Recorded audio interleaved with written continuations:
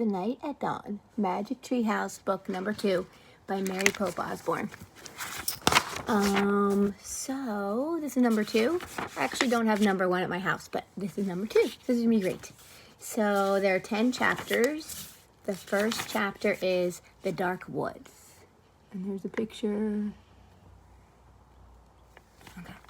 The Dark Woods. Jack couldn't sleep. He put his glasses on. He looked at the clock. 5:30. Too early to get up. Yesterday, so many strange things had happened. Now he was trying to figure them all out. He turned on the light. He picked up his notebook. He looked at the list he made before going to bed. Found treehouse and woods. Found lots of books in the treehouse. Pointed to Pteranodon picture and book. Made a wish. Went to Time of Dinosaurs. Pointed to a picture of Frog Creek Woods. Made a wish. And came home to Frog Creek. Jack pushed his glasses into place. Who was going to believe any of this? Not his mom, or his dad, or his 3rd grade teacher, Miss Watkins. Only his 7-year-old sister, Annie. She'd gone with him at the time of the dinosaurs. Can't you sleep? It was Annie, standing in his doorway. Nope, said Jack. Me neither, said Annie. What are you doing? She walked over to Jack and looked at his notebook. She read the list. Aren't you going to write about the gold medal, she asked. You mean the gold medallion, said Jack. He picked up his pencil and wrote, found this in dinosaur time. And he drew a gold medallion. Aren't you going to put the letter M on the medal, said Annie. Medallion, said Jack, not medal. He added an M. Aren't you going to write about the magic person, said Annie. We don't know for sure if there's a magic person, said Jack. Well, someone built the treehouse in the woods. Someone put the books in it. Someone lost a gold medal in dinosaur time. Medallion, said Jack for the 3rd time. And I'm just writing the facts, the stuff we know for sure. Let's go back to the treehouse right now, said Annie, and find out if the magic person is a fact. Are you nuts, said Jack. The sun's not even up yet. Come on, said Annie. Maybe we can catch them when they're sleeping. I don't think we should, said Jack. He was worried. What if the magic person wasn't nice and was mean? What if he or she didn't want kids to know about the treehouse? Well, I'm going, said Annie. Jack looked out his window at the dark gray sky. It was almost dawn. He sighed. Okay, let's get dressed. I'll meet you at the back door, but be really quiet. Yay, whispered Annie. She tiptoed as quietly as a mouse. Jack put on his jeans, a really warm sweatshirt, and sneakers. He tossed his notebook and pencil into his backpack. He crept slowly downstairs. Annie was waiting by the back door. She shined a flashlight in Jack's face. Ta-da! A magic wand, she said. Shh, don't wake up Mom and Dad, whispered Jack. And turn that flashlight off. We don't want anyone to see us. Annie nodded and turned it off. Then she clipped it to her belt. They slipped out the door into the cool morning air. Crickets were chirping. The dog next door barked. Quiet, Henry, whispered Annie. Henry stopped barking. Animals always seemed to do what Annie wanted. Let's run, said Jack. They dashed across the dark, wet lawn, and they didn't stop until they reached the woods. We need the flashlight now, said Jack. Annie took it off her belt and switched it on. Step by step, she and Jack walked beneath the trees. Jack held his breath. The dark woods were pretty scary. Gotcha, said Annie, shining the flashlight in Jack's face. Jack jumped back. Then he frowned. Cut it out, he said. I scared you, said Annie. Jack glared at her. Stop pretending, he whispered. This is serious. Stop scaring me. Okay. Annie shined her flashlight over the tops of the trees. Now what are you doing, said Jack. I'm looking for the treehouse, Jack. The light stopped moving.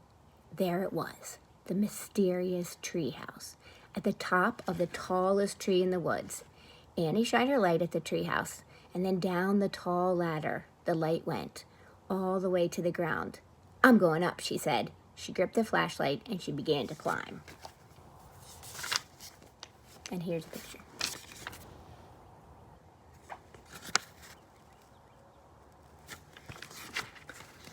Wait, Jack called. What if someone was in the treehouse? Annie, come back. She was gone. The light disappeared. Jack was alone in the dark. All right, I'm just going to keep going. Chapter 2.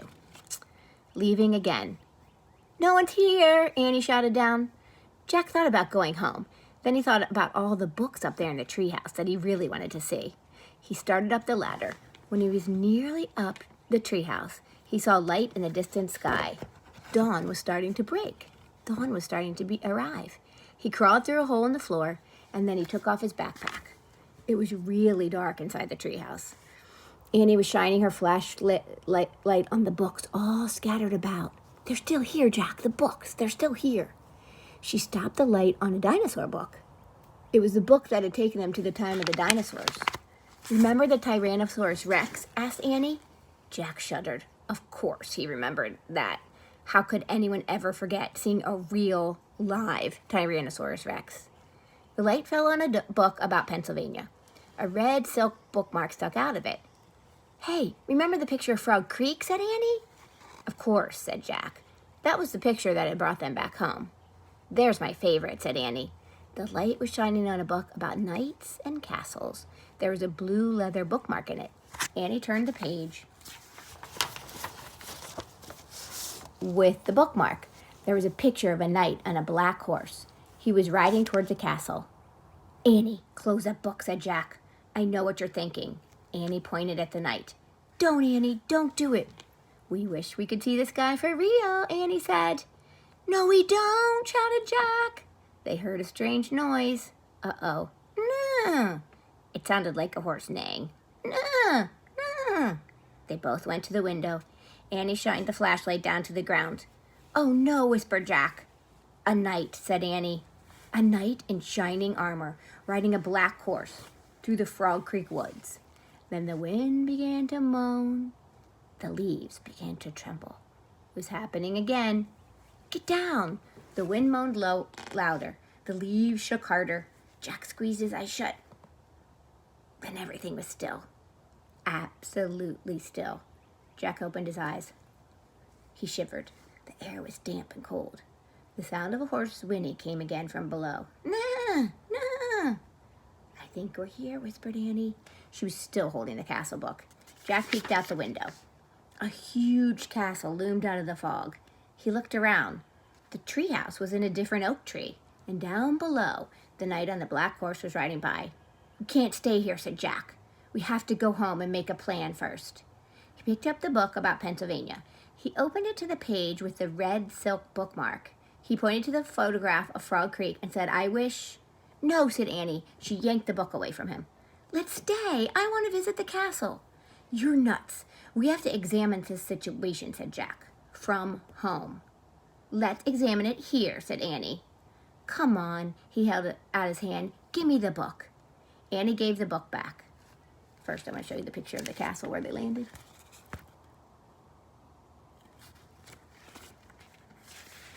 "Okay, you can go home. I'm staying," she said. She clipped the flashlight to her belt. "I'm going to take—" "Wait," said Jack. "No, I'm going to go take a peek. A teeny peek," she said, and she scooted down the ladder. Jack groaned. "Oh, my goodness," he said. She had won. He couldn't leave without her. Besides, he sort of wanted to take a peek himself. He put down the book about Pennsylvania. He dropped the castle book into his pack. He stepped onto the ladder and headed down into the cool, misty air. All right, Chapter 3, Across the Bridge. Annie was under the tree, looking across the foggy ground. "The knight's riding towards that bridge, I think," said Annie. "The bridge goes to the castle." "Wait, I'll look it up," said Jack. "Give me the flashlight." He took the flashlight from Annie and pulled the castle book out of his pack. He opened it to the page with the leather bookmark. He read the words under the picture of the knight. This is a knight arriving for a castle feast. Knights wore armor that when they traveled long and dangerous distances. The armor was very heavy. A helmet alone could weigh up to 40 pounds. Wow, Jack had weighed 40 pounds when he was 5 years old. So it'd be like riding a horse with a 5-year-old on your head. Jack pulled out his notebook. He wanted to take notes, like he'd done in the dinosaur trip. He wrote, "Heavy head." What else? He turned the pages of the castle book. He found a picture that showed the whole castle and the buildings around it. "The knight's crossing the bridge," said Annie. "He's going through the gate. He's gone." Jack studied the bridge in the picture. He read, A drawbridge crossed the moat. The moat was filled with water to help protect the castle from enemies. Some people believe crocodiles were kept in the moat. Jack wrote in his notebook, "Crocodiles in moat?" "Look," said Annie, peering through the mist. "A windmill! Look, right over there, Jack." Here's a picture of the drawbridge in the moat. "Yeah, there's a windmill in here too," said Jack, pointing at the picture in the book. "Jack, look," said Annie, "a real one, not in your book, over there." "Yikes," said Annie. And then a piercing shriek split the air. "Yikes," said Annie. "It sounded like it came from that little house over there." She pointed over through the fog. "There's a little house here," said Jack, studying the picture in the book he was reading. He turned the page and read. The hawk house was in the inner ward of the castle. Hawks were trained to hunt other birds and small animals. Jack wrote in his notebook, "Hawks in Hawk House." "We must be in the inner ward," said Jack. "Listen," whispered Annie. "You hear the drums and horns? They're coming from the castle. Let's go." "Wait," said Jack. He turned more pages of the book. "I want to see what's really going on, Jack, not what's going in the book," said Annie. But wait, look at this," said Jack. He pointed to a picture of a big party. Men were standing by the door playing drums and horns. He read, "Fanfares were played to announce different dishes in a feast. Feasts were held in the great hall." "You can look at the book. I'm going to the real feast," said Annie. "Wait," said Jack, studying the picture. It showed boys his age carrying trays of food, whole pigs, pies, peacocks with all their feathers. "Peacocks?" Jack wrote in his books. "They eat peacocks?" He held up the book to show Annie. "Look, Annie, I think they eat..." Where was she? Annie was gone. Again. Jack looked through the fog. He heard the real drums and the real horns. He saw the real hawk house, not in the book. The real windmill, the real moat. He finally looked up from his book. He saw Annie dashing across the real drawbridge. Then she vanished through the gate leading into the castle. What's going to happen? All right, chapter 4, Into the Castle. I'm going to take a little break here.